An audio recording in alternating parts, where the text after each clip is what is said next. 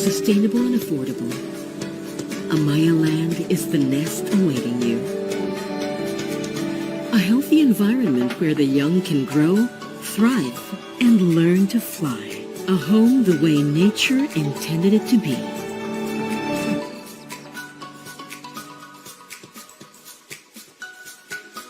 So, welcome to A Life, redefining spaces, Sustainable and affordable. refresh, renew, AMAIA rebuild. land is the nest Good morning, awaiting this is you. Luzon from Project A Strategic healthy Management Group environment where of the AMAIA young can Land. grow, So thrive, today, and I'll be learn to discussing with fly. you a A brief home history the way and nature background of intended our it to be. company, our product offerings, and of course, why choose AMAIA. So, welcome to A Life, redefining spaces, Sustainable and affordable. refresh, renew, own subsidiary of AMAIA Land Incorporated that caters to a broad, affordable market of AMAIA Land. So with AMAIA Land Incorporated's vision of reaching further and breaking grounds, First Community Realty Incorporated was introduced in January 12, 2010 as a brand of Avida. In the same year, FCRI was renamed as AMAIA Land. AMAIA was actually derived from the words AMAIA and Maya. In Spanish, AMAIA means a high place or the fulfillment of a dream, while Maya was taken from our local sparrow, Maya, meaning humble and courageous, as it goes about providing for its family each day. AMAIA focuses on the economic housing segment, which makes up 34%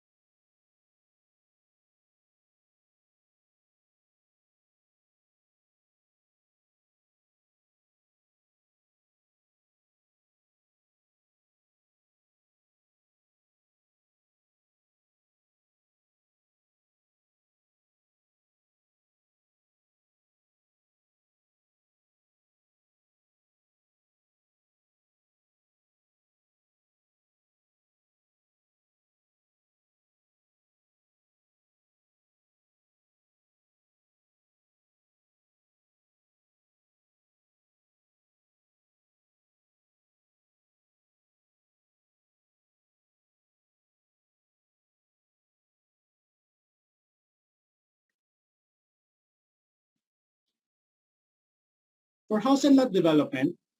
These are the first-gen projects. So these are for our old projects. We have the single-story product, which is the bungalow pod, the single-story duplex, which is the twin pod, our two-story duplex, the twin homes, our two-story product, the single home. We also have the multi-pod, a single-story with 4 units. So we have 2 end units and 2 inner units. And lastly, we have a single-story product, but this product is actually available only to our single-story duplex, which is the twin pod. Of course, with AMAIA's mission to continuously provide innovative, sustainable, and diversified lines of products, we also have the AMAIA launched the new gen models, which are available for our new projects and some expansion projects. And last, for AMAIA's Capes projects, but we have the Bungalow Pod 30, which is actually an improvement, which is the twin pod. Of course, with AMAIA's mission to continuously provide innovative, sustainable, and diversified lines of products, we also have the AMAIA launched the new gen models, which are available for our new projects and some expansion projects. And last, for AMAIA's Capes projects, but we have the Bungalow Pod 30, which is actually an improvement, which is the twin pod. Of course, with AMAIA's mission to continuously provide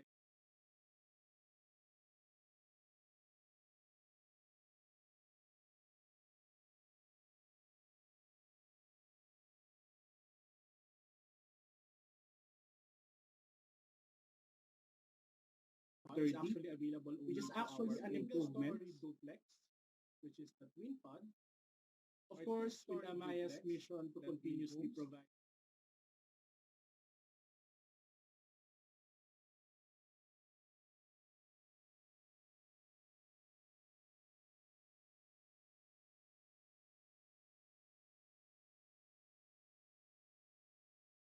actually available, which is actually an improvement duplex, which is the twin pod. Of course, with AMAIA's mission to continuously provide.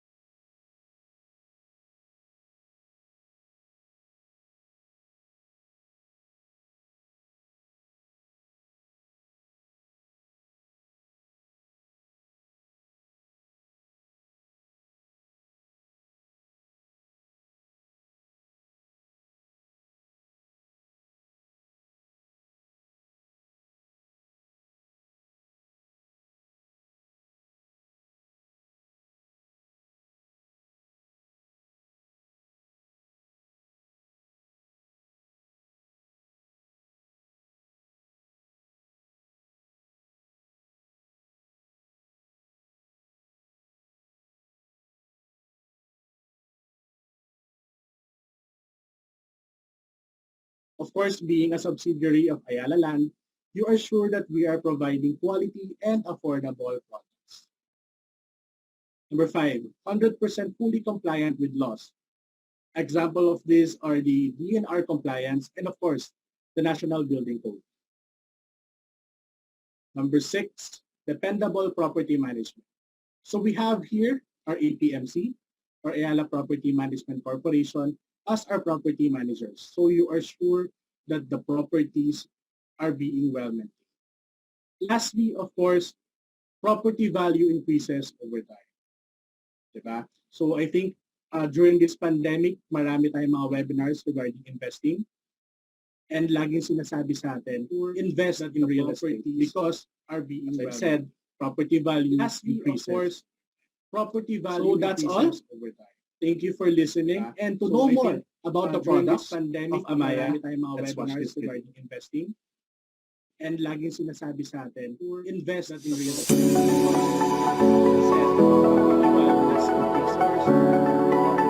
That's all.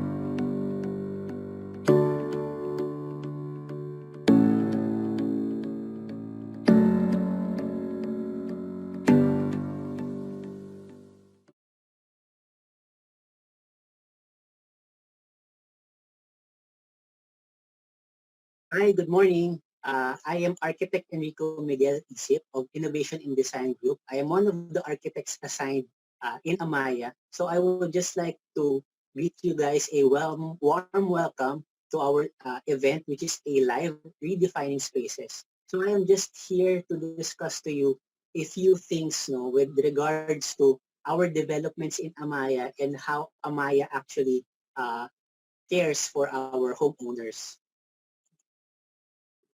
So first off, I would like to highlight that our units and developments are ready for the new normal. So in the next video, I would just like to share with you uh, some points na our developments are very much ready for the pandemic situation and would give you probably an idea on how we actually tackle this situation.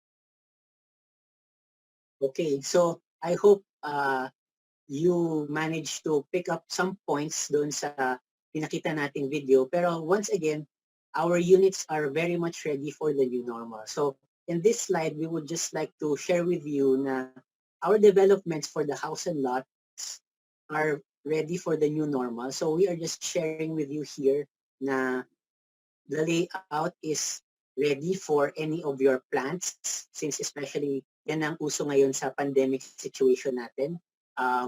Of course, there is room for development of your work from home situations. No? So you can set up a home office comfortably in our developments. And of course, mapapakita din natin dito na meron tayong room enough na hindi naman siya cramped and very much livable yung developments part.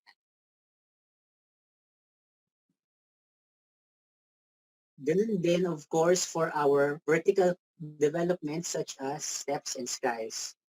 So there is enough space for your work from home situation and of course, plants. Makakapaglagay pa rin tayo ng plants in our developments and uh, meron tayong room for exercise even. So very much, of course, it's important sa atin nowadays yung situation natin sa mental health. So mabuboost natin yung mental health natin given na we actually get to provide spaces for you na nakapaglagay tayo ng plants and of course a little bit of physical activity.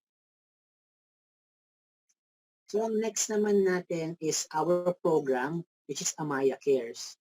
So let me just brief with you a little bit on what AMAIA Cares is about. So AMAIA Cares is a program which actually promotes sustainability features in our AMAIA developments.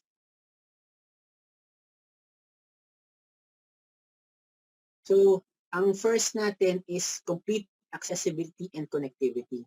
So with this, nakikita natin na we actually would like to highlight na meron tayong critical importance on the convenience for our homeowners, wherein we actually located our developments near transport hubs and road networks. And also, given na malapit tayo sa mga transport hubs, which gives us more accessibility, in our developments, we actually provide waiting sheds, bike racks, community shuttles, and arcaded retail spaces in most of our condominium projects. So first off, I would just like to reiterate yung complete accessibility and connectivity natin when it comes to vertical developments, wherein our homeowners do not need to go far for them to access some of their critical needs, no? Such as banks, convenience stores, laundry, or water supply. So in our condominium projects, we actually provide retail areas para hindi nalalayo yung mga homeowners. On our horizontal developments naman, we do provide waiting sheds for our homeowners para meron silang protection from natural environments such as the rain and the sun, especially pag nag-aantay tayo ng masasakyan. And AMAIA developments in south of Manila are very much accessible via our major thoroughfares. So kagaya ng pinapakita dito sa map natin, our developments are accessible to Cavitex, MCX, SLEX, Calax, and the North and the LRT1 extension. Next naman natin is the highlighting of right-sized living spaces. So in AMAIA, we do give importance for the well-being of our homeowners, wherein our houses and our developments actually are sized enough to give you more breathing space, and communities are less dense. Condos have fewer units per floor, and lots are bigger for our horizontal developments na eventually yung mga homeowners natin, they actually have room for expansion. And of course, some units can be combined. So more elaboration on right-sized living when it comes to expansion. So in this slide, I'm just showing to you na this is a typical bungalow development na eventually can expand into a two-story development as shown on the right side. No? So our lots are relatively bigger, which gives you enough room for you to build your dream home. And of course, as mentioned earlier, some of our units can possibly be combined. So given that flexibility, it gives you more space to expand in the future. So this is a slide naman showing to you na our communities, of course, are less dense. So with that lesser density, we actually get to see na our units, our developments have lesser units per hectare compared with other projects in the market. So kagaya ng nakakita ko kanina, it gives you more room for eventual expansion of your units. Now let's move on naman to eco-efficiency, wherein AMAIA would like to highlight that we actually care for the environment. So in our developments, we promote naturally ventilated hallways in buildings and village clubhouses.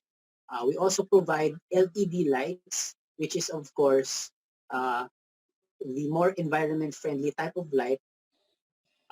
We also provide heat-reflective roofs, light-colored facades, patio greens or gardens that collect rainwater and replenish groundwater supply, and we use endemic plants in our developments for landscaping.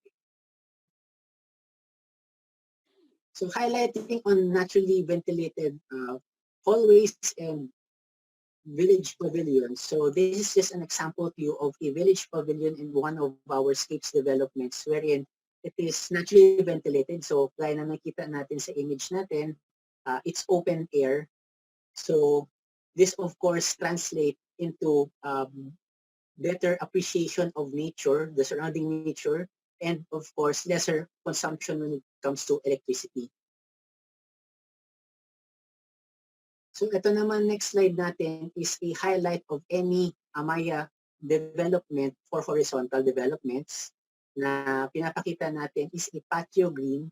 It is actually a rain garden situated in some pockets of the development which actually serve as rain gardens. So ang rain garden, yan ay isang concept na nag-iipon siya ng tubig over time given na meron tayong pocket of konting nature in our developments, it eventually replenishes the water supply, especially for our plants or surrounding landscape. And of course, yung provision natin of light-colored facades and roofs minimizes the absorption of heat or heat gain ng ating bahay. So, in AMAIA, we provide light-colored facades and roofs. So eventually, this would translate into a cooler environment sa loob ng bahay natin. And of course, lesser yung consumption natin when it comes to lighting and electricity pagdating sa aircon.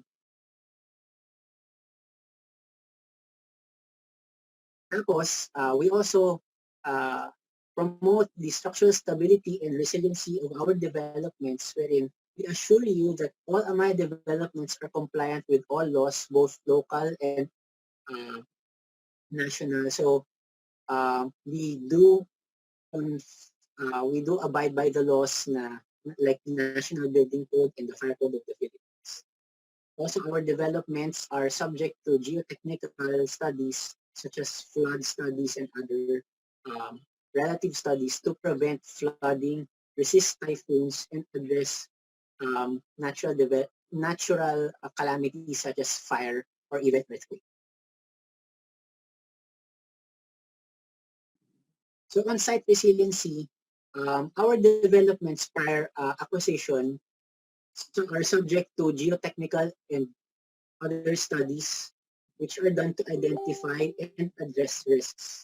So dito pinapakita natin na this is just a study showing na prior our acquisition of a development, it undergoes intensive studies para malaman namin what we need to address and to make our development the most ideal living developments in the future. On structural stability naman, our developments are typhoon resistant, wherein we would like to highlight na our roofs can withstand winds up to 300 kilometers per hour. On flood resistance naman, our developments are graded properly. So this ensures that there is sufficient drainage for our developments na it actually has enough access to outfall points. So this prevents eventual flooding in the developments. For fire resistance, we have provisions for fire-rated materials for doors, windows, walls, and ceilings, and also fire detection and fire suppression systems in our vertical developments and clearly labeled fire exits and evacuation plans.